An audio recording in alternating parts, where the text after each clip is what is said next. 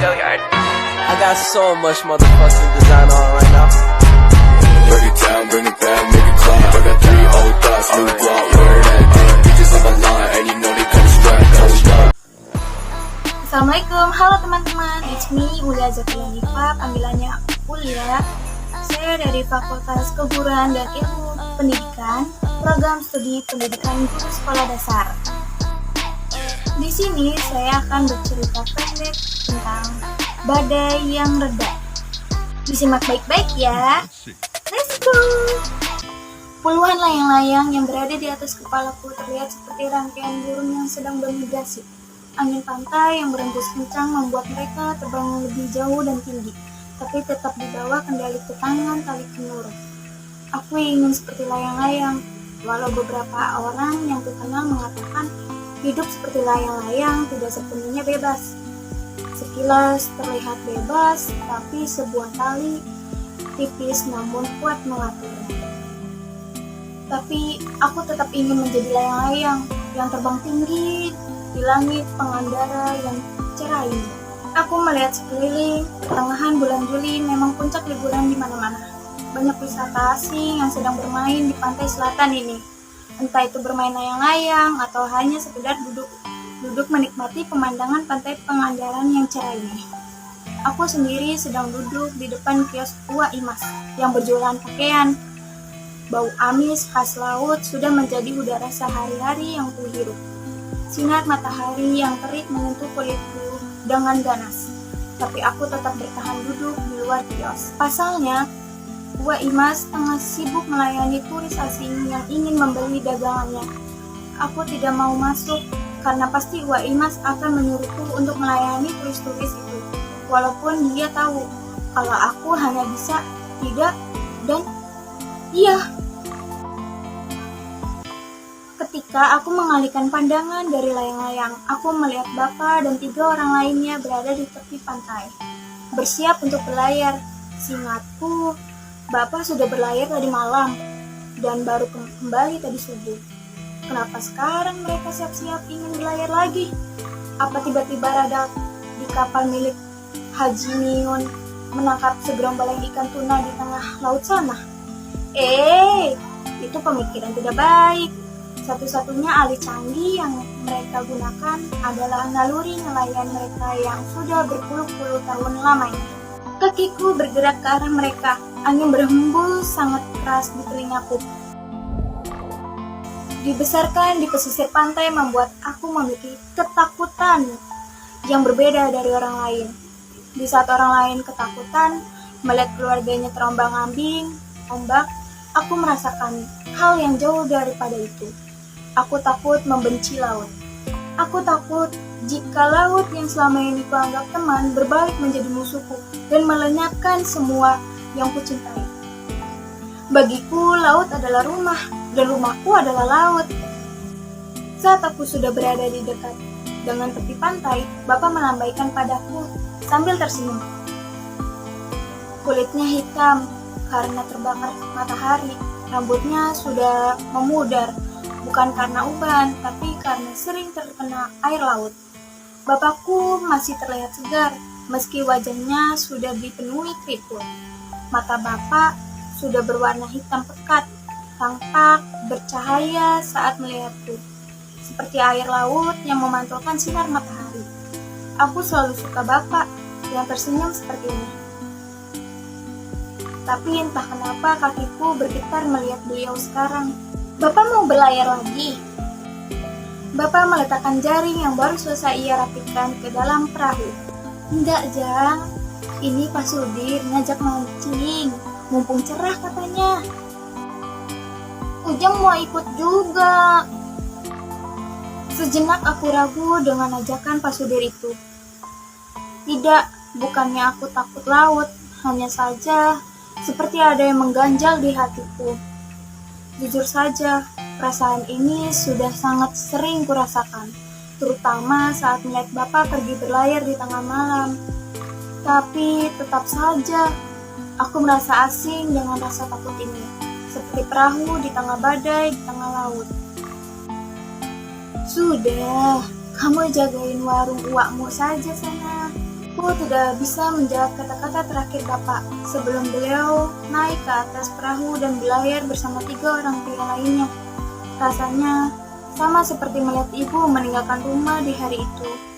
Umurku saat itu sudah menginjak 12 tahun. Cukup mengerti tentang situasi macam ini. Dan sejak saat itu, aku tidak pernah menangis lagi untuk ibu, karena air mata ini tidak cukup untuk membawanya kembali. Tapi, apakah aku harus menangis hari ini untuk membuat perahu yang ditumpangi Bapak berbalik lagi? Tidak, harusnya aku ingat umurku sudah menginjak 17 tahun. Aku tidak meninggalkan tepi pantai dan terus menatap perahu Bapak yang sudah tidak terlihat mata. Sesekali ombak menerpa kakiku. Tidak peduli dengan sinar menyengat matahari pantai selatan dan turis-turis yang masih memadati sisi pantai sebelah sana, aku tetap duduk di atas bebatuan. Sesekali mataku menangkap keluarga yang asik bermain air atau hanya duduk di atas pasir. Aku mungkin sama seperti mereka, jika tidak dibesarkan di laut, menganggap laut sebagai tempat menyenangkan, tapi aku tidak bisa tertawa seperti itu. Sekalipun aku menganggap laut adalah rumahku dan temanku, laut menyimpan banyak ketakutan dan kekhawatiran. Aku menutup mata, berdoa sambil merasakan air menerpa tubuhku dan ombak yang terus membasahi kakiku.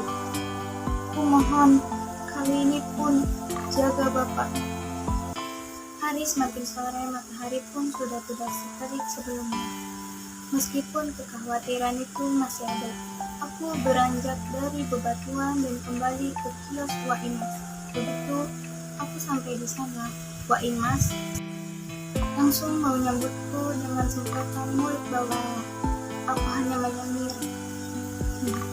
Gak mau melawan sekaligus menutup kekhawatiranku. Aku baru akan merasa lega kalau sudah melihat Bapak kembali. Karena sudah tidak ada lagi orang bule yang mendatangi kios Wak, hanya turis domestik. Aku pun mulai membantunya di kios. Aku hampir melempar uang koin 500 ke wajah pembeli yang baru selesai membayar ini. Suara Wak Imas tiba-tiba memekik keras di depan kios. Aku dan pembeli itu pun melihat ke arah luar. Dan kemudian menghampiri Wak Imas. Ternyata Wak Imas tidak sendiri. Ada Bidia dan Bang Satria, penjual pakaian lainnya sekaligus tetanggaku juga. Suara apa itu? Seumur hidup baru dengar suara ombak seperti itu. Ucapan Wak Imas ditanggapi 2 orang lainnya dengan heboh.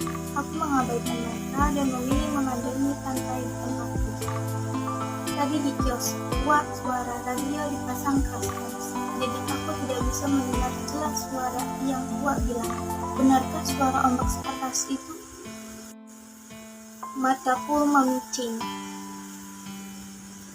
Kios ini tidak jauh dari titik keramaian pantai. Oleh sebab itu, Wak tidak pernah sepi pembeli. Keramaian di sana tidak jauh berbeda dari beberapa saat lalu. Saat aku duduk di atas bebatuan, suara teriakan bahagia terdengar sampai sini. Namun, beberapa detik kemudian, teriakan bahagia itu menjadi pekikan-pekikan. Allahu Akbar! Ombak! Ombak! Teriakan itu bersaut-sautan. Gemuruh yang mungkin hanya didengar Wak Imas, kini aku bisa mendengarnya juga. Orang-orang berlarian ke arah kami. Tidak, lebih tepatnya menjauh dari bibir pantai, ke tempat sejauh mungkin. Tapi aku tidak bisa bergerak meski keadaan sangat kacau di sekitarku. Suaraku hanya tertahan sampai tenggorokan, dan mataku hanya bergerak ke atas, mengikuti gerakan ombak di atas kepalaku. Telingaku teredam, seluruh tubuhku bergerak mengikuti alur, terhempas. Nafasku terasa begitu perih. Suara pedih mengelilingiku, bagai asap pekat yang menyesakkan dada. Tidak mudah hilang meski aku menengoknya terus-menerus, tetap menyerang paru-paru. Serapat apapun aku menutup hidung. Suara orang bersautan, saling berteriak, seolah waktu terus mengejar mereka tanpa lelah. Mereka pun tidak berhenti bergerak. Dalam kericuhan itu, kulihat sosok ringkih yang kusayangi berdiri dengan mata memerah di ujung sana. Aku tahu, beliau menangis, tapi aku tidak bisa mendengar suaranya. Paus Belen yang ia dapat dari kampanye partai politik beberapa tahun yang lalu tampak basah kuyup. Begitu juga dengan celana kain hitamnya. Ia meremas topi yang tadi siang ia kenakan. Langit malam di belakangnya seperti latar belakang yang menggambarkan kehampaannya. Dan aku hanya bisa berdiri di sini. Aku bisa mengucapkan kata atau bahkan menggerakkan kaki untuk mendekatinya. Kakinya yang bergemetar perlahan menekuk, berjongkok di depan sosok kurus yang berbujur kapuk. Lalu seluruh tubuh bergetar tanpa terkecuali. Bapak terus menunduk, tidak mengucapkan apapun, dan lama-kelamaan aku bisa merasakan hujan yang basahi tubuhku sangat keras, seperti air mata Bapak yang tidak bisa berhenti. Tangannya menggapai-gapai sesuatu dengan isak tangis pilunya, memenuhi paru-paru. Seseorang datang setelahnya, berusaha menekan Bapak yang seperti rela berbaring di sana untuk menemani sosok itu. Sekuat apapun Bapak berteriak, semua tidak akan kembali. Dan aneh, aku hanya bisa berdiri di sini. Aku tidak bisa berbuat apa-apa, hanya membiarkan mereka menutup kantong kuningnya membungkus tubuhku, menyisakan tangis pedih Bapak di antara huru-hara yang terjadi di sana. Kegelapan itu pun berubah menjadi cahaya terang, berjalan menuju cahaya menyilaukan itu. Sekali lagi, aku harap, laut, aku mohon, kali ini tidak, maksud aku selamanya, jaga Bapak. Itulah cerita